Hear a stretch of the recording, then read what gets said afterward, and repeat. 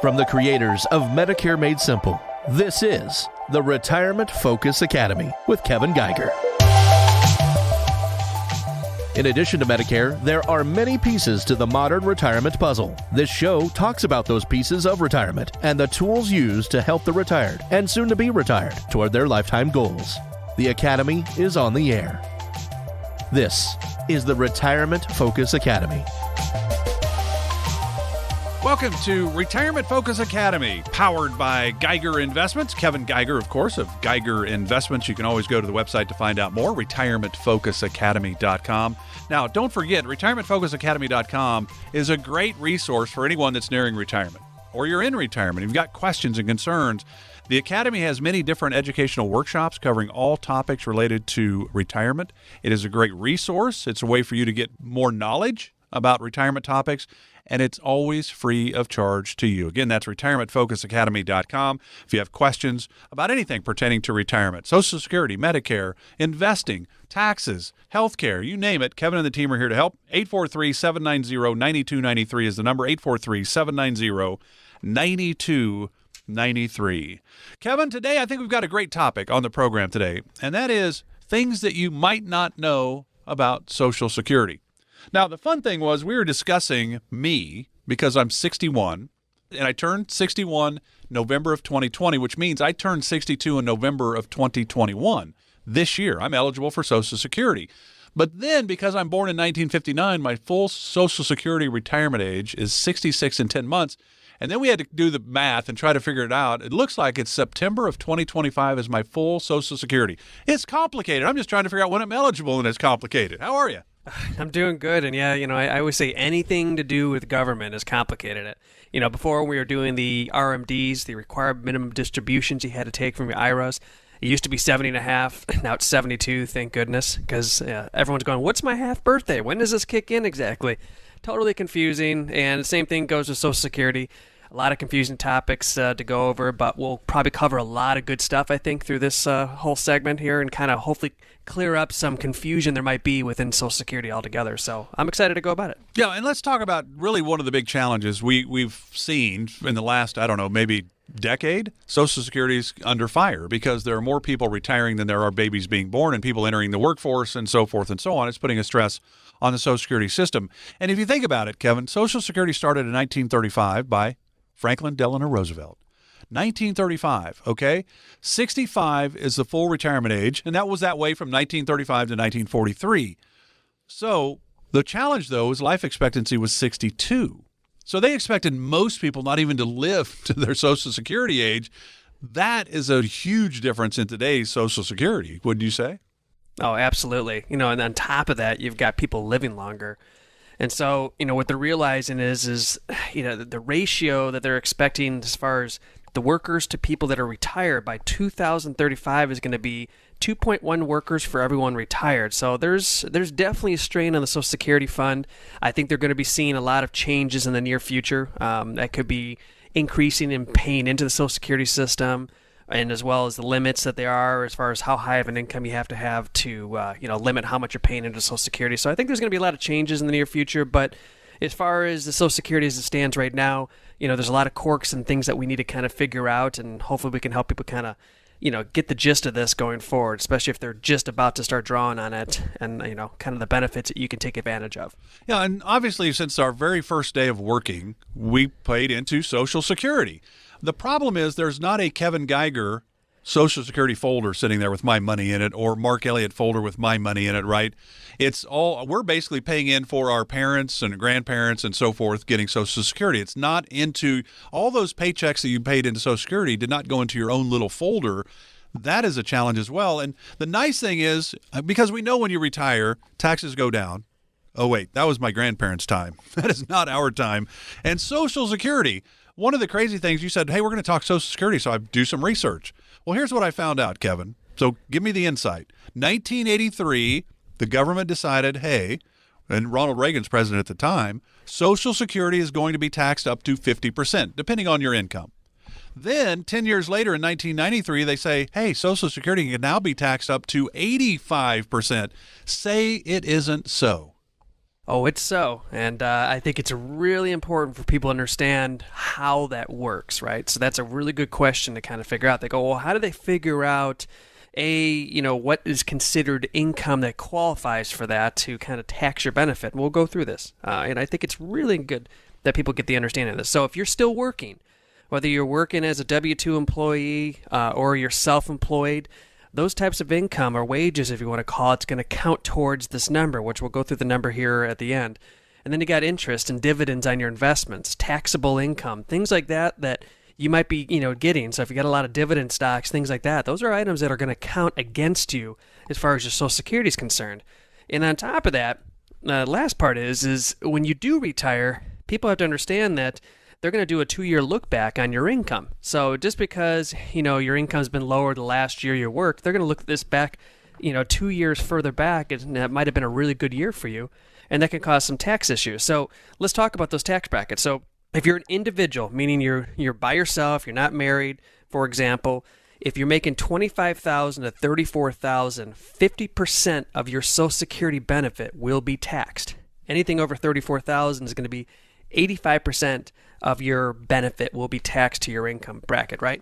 And now, if you're filing joint, you and your spouse, it's now $32,000 to $44,000 will be 50% of it will be taxed, and of course, anything over $44,000 will be 85% of your Social Security benefit will be taxed. So what does that mean? Well, if you're collecting $1,000, 85% of that would be $850 of it will be taxed at your taxable income bracket. So those are things you got to understand that, there's a good chance that you might be taxed on your Social Security benefits, and you've got to be aware of this and make adjustments and changes as far as how you're pulling your income down from your investments, so you can hopefully alleviate the chances of being taxed on this if we can figure out a way to get around that. So it's just being strategic in retirement and doing the right things and maybe moving a couple pieces to the puzzle in different areas to help eliminate these types of things.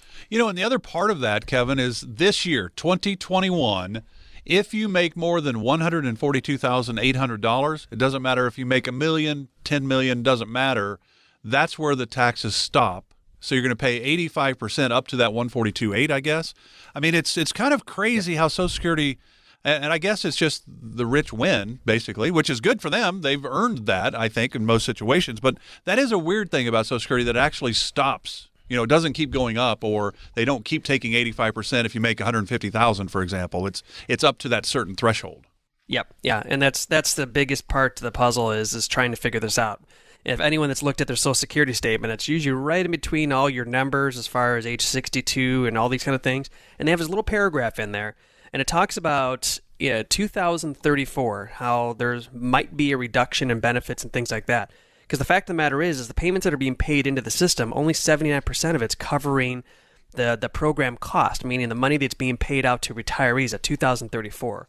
And so, like you're talking about the earnings, so 142,800 is the new number this year. It's up by 5,100 from last year, so it's a pretty big increase. My gut feeling is telling me, just taking a wild guess, is at some point they might eliminate that limit and make it just any income, which would probably be very good for the system. Or, there's something else that's going to have to give. Maybe we're all going to have to start paying more in as far as percentage-wise. So those are big things that people got to be aware of, especially if you're trying to plan for retirement and things like that, and how that's going to affect your taxable income down the road. So big things that come about, I think, in the near future. And 2034 is only, 13 years away. So a lot of changes might be coming in the near future. So we got to be aware of that and plan accordingly. And my guess is you've got a video or a class on Retirement Focus Academy on Social Security, would be my guess. Oh, yeah, absolutely. Yeah, that's a real hot topic. Yeah. I'd say that's probably our third favorite class that we have for people, just to kind of go over that stuff, because there's just so much to cover, and what we're going to cover today is probably only 10% of what we talk about in the class. So, so don't forget. You can go time of the day. Yeah, absolutely. So you can go to retirementfocusacademy.com, retirementfocusacademy.com. There's no charge. Look up any of the topics you want to know about, and Social Security, if it's one, it's right there, retirementfocusacademy.com, to find out more. There's no cost for this. There's no obligation. There's no pressure.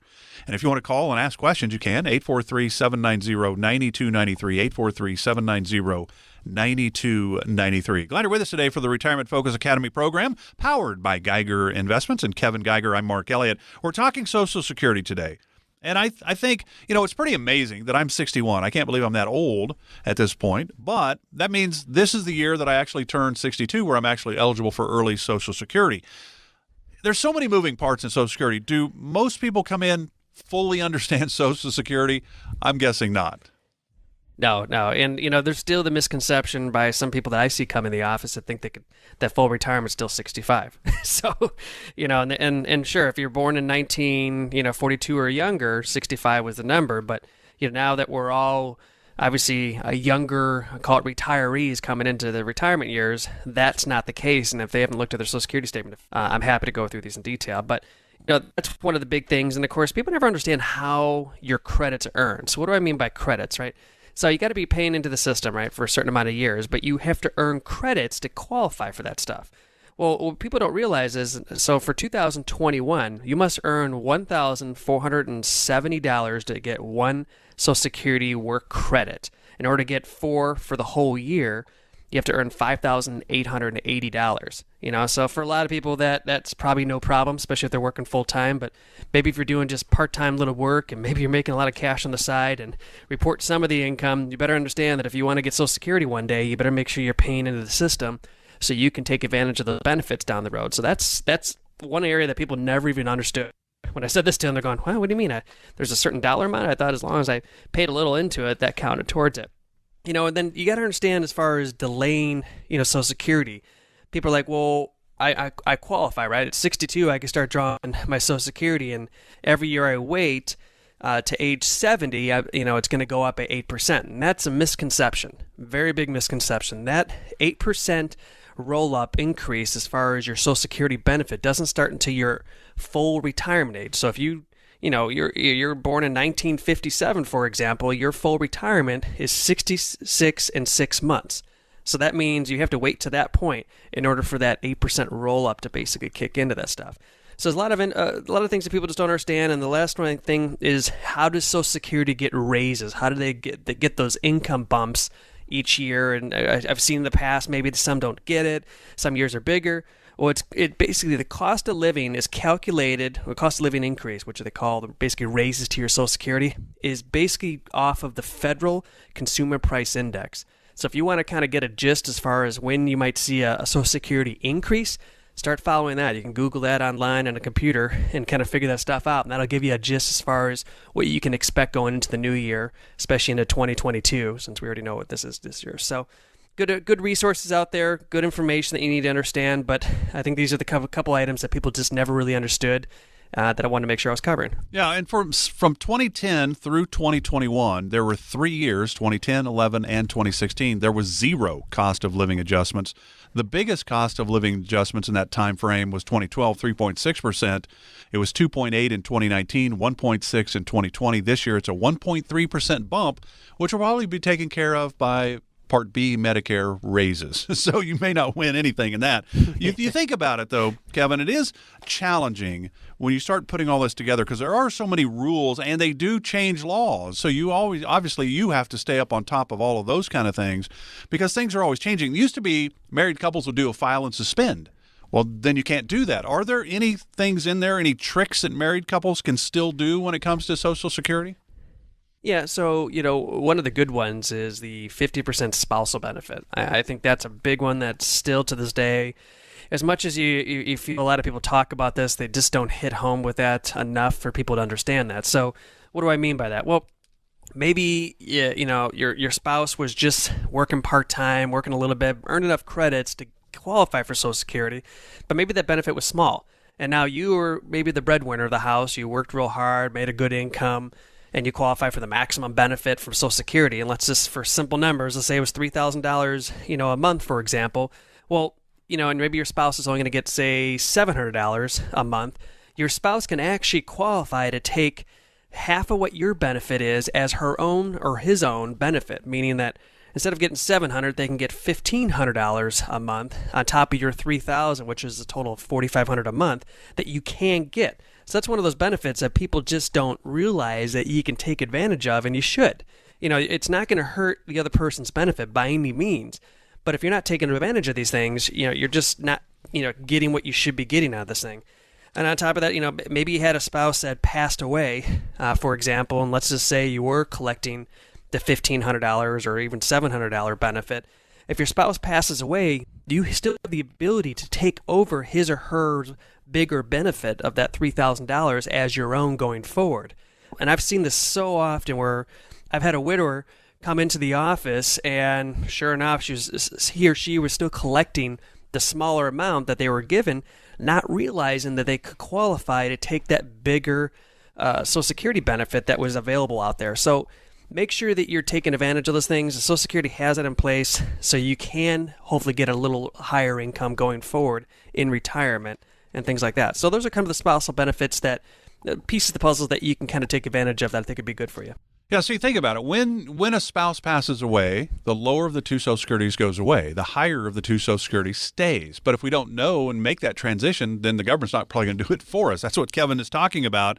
There's a lot of rules and regulations when it comes to Social Security. How do you figure out when you should start it? We know if we wait till 70, that's the most money.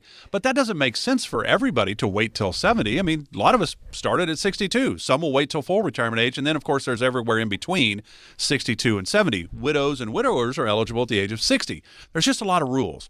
That is why Kevin and the team at Geiger Investments have started the Retirement Focus Academy. You can go there, watch the educational workshops on Social Security if you have questions about that. retirementfocusacademy.com. You sign up. There's no cost whatsoever. There's no obligation. retirementfocusacademy.com. And, of course, you can always call 843-790-9293, 843-790-9293. When we come back, we're going to talk about, hey, what if I haven't reached full Social Security age and I'm working? Is there a limit to how much I can make? Are there penalties involved if I make too much? And then what about ex-spouses? If I'm divorced, can I still get some of my spouse's Social Security? We're going to talk about a lot of things Social Security related when we come back. This is Retirement Focus Academy, powered by Geiger Investments with Kevin Geiger. We're back right after this.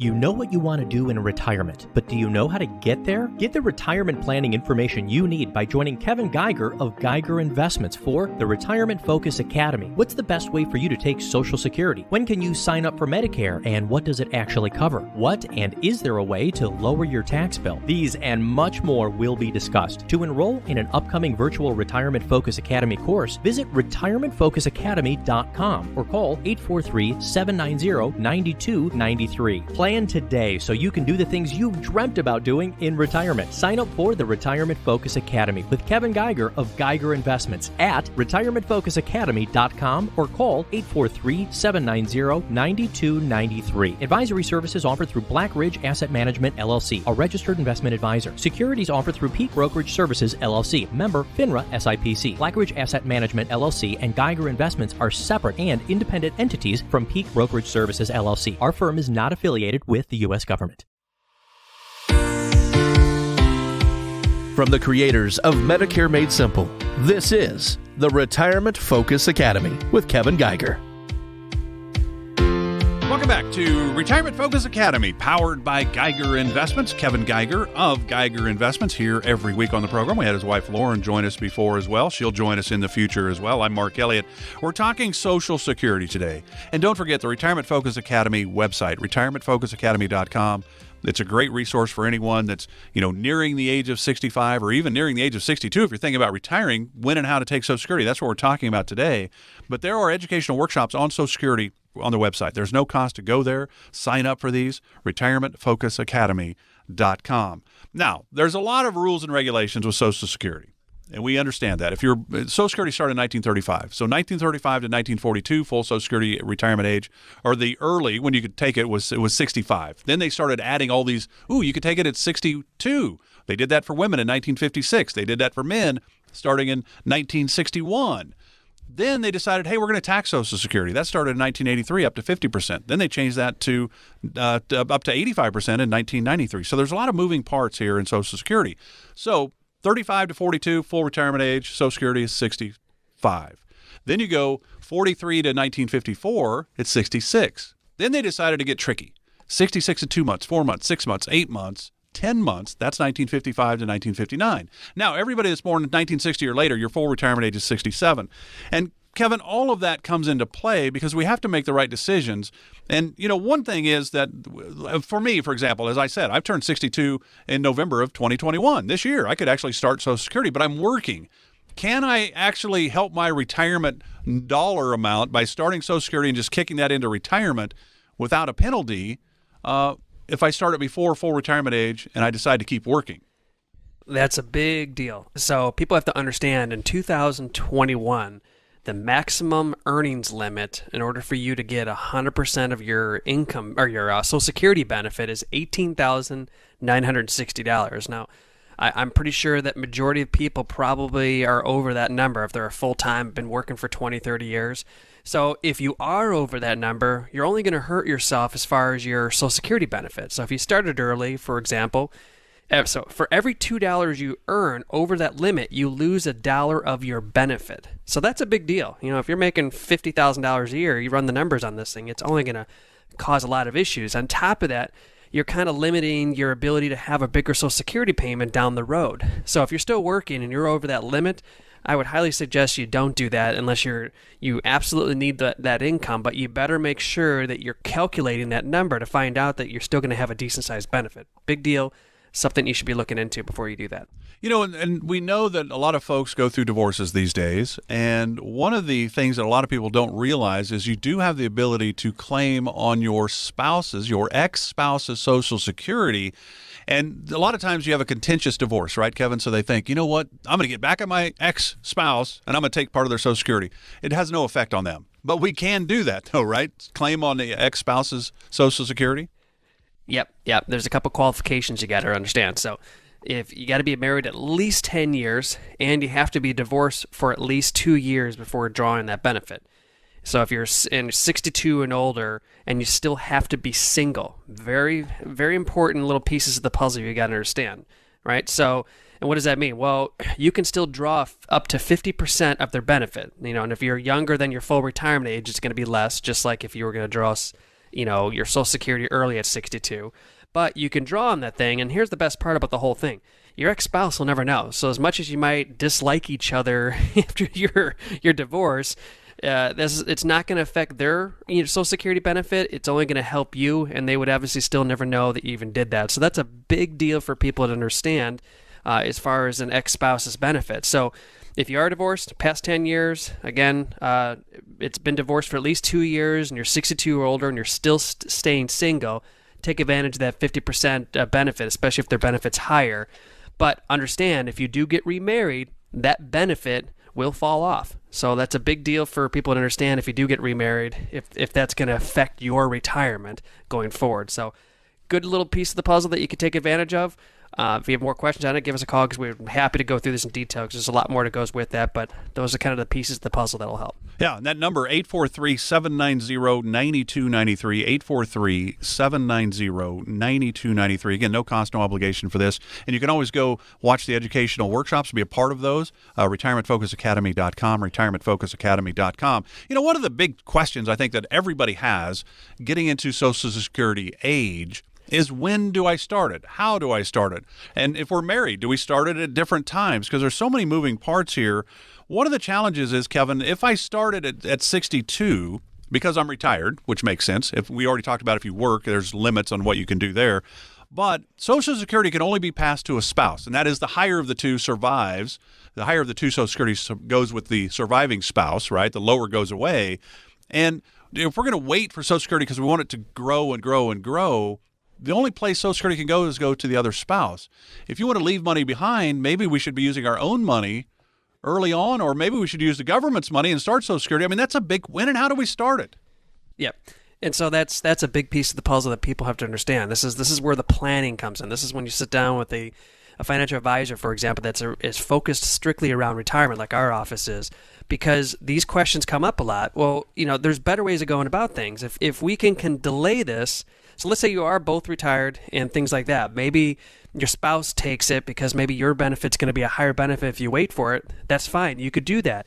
And then we got to find a way to utilize other, retirement savings money that you might have out there to fulfill those income needs up to that point. Because if you can wait to age 70, for example, where you've got an 8% increase every year from your full retirement age all the way up to age 70, that's going to be a big benefit for you in retirement. So if you can make it that far, great. There's ways of moving pieces of the puzzle around to make that work, but that's a big piece of the puzzle that you should be doing. But that works if you're both retired. If you're working right now, then yeah, you got to really be concerned about for every $2 of income over that threshold is a $1 benefit loss that you're going to get. That's probably not something I would want to do, and that's something you should be thinking about before you even take advantage of taking those benefits. And quickly, if you're working and you've hit your full Social Security retirement age, you can wait until, or you could actually start it and work and make as much as you want. Once you've hit full retirement age, according to Social Security, there is no more working limits anymore. Now you can make all you want to make and still take Social Security. The question I have to wrap this all up, because there's so many moving parts, that's why it's so important, I think, to just give the team a call, 843-790-9293, or to go to Retirement Focus Academy and watch those workshops, is that it used to be we could start Social Security, take it at 62, and at 65 go, I'm going to pay the government back all that money because I want a higher income from my Social Security. They've changed the rules, right? Now, if I'm 8 months into Social Security and I go, ooh, I should have waited, can I change at that point?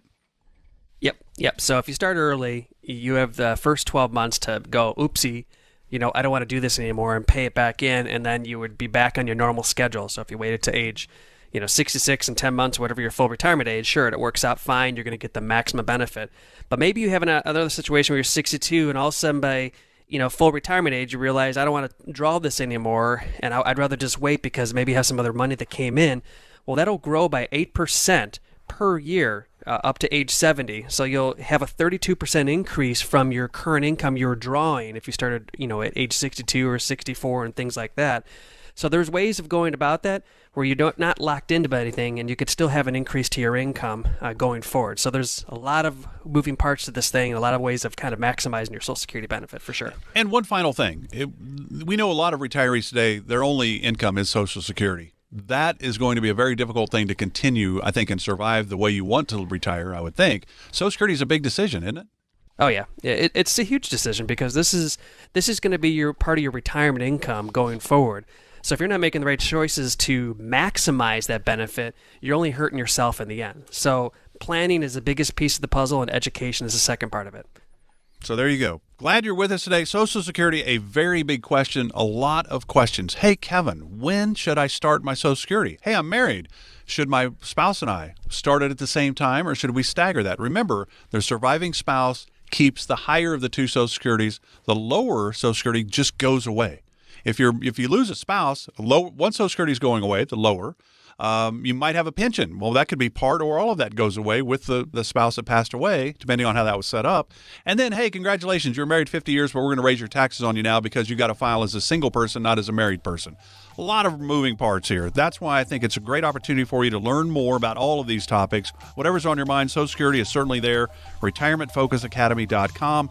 There is no cost to go there and sign up for the educational workshops. You want to learn more about Social Security? RetirementFocusAcademy.com. Again, you can always call the team at Geiger Investments, 843-790-9293, 843-790-9293. Thanks for being with us. Social Security, a big topic. Kevin, thanks for enlightening us. I know there's a lot more you can get into if we had more time, but I appreciate it. Have a great week. We'll do it again next week. All right, take care, Mark, and take care, y'all. Advisory services offered through Black Ridge Asset Management, LLC, a registered investment advisor. Securities are offered through Peak Brokerage Services, LLC, member FINRA and SIPC. Black Ridge Asset Management, LLC, and Geiger Investments are separate and independent entities from Peak Brokerage Services, LLC. Investing involves risk, including the potential loss of principal. Any references to protection, safety, or lifetime income generally refer to fixed insurance products, never securities or investments. Insurance guarantees are backed by the financial strength and claims paying abilities of the issuing carrier. This radio show is intended for informational purposes only. It is not intended to be used as the sole basis for financial decisions, nor should it be construed as advice designed to meet the particular needs of an individual's situation. Black Ridge Asset Management, LLC is not permitted to offer, and no statement made during this show shall constitute tax or legal advice. Our firm is not affiliated with or endorsed by the U.S. government or any governmental agency. The information and opinions contained herein provided by third parties have been obtained from sources believed to be reliable, but accuracy and completeness cannot be guaranteed by Black Ridge Asset Management, LLC. This radio show is a paid placement.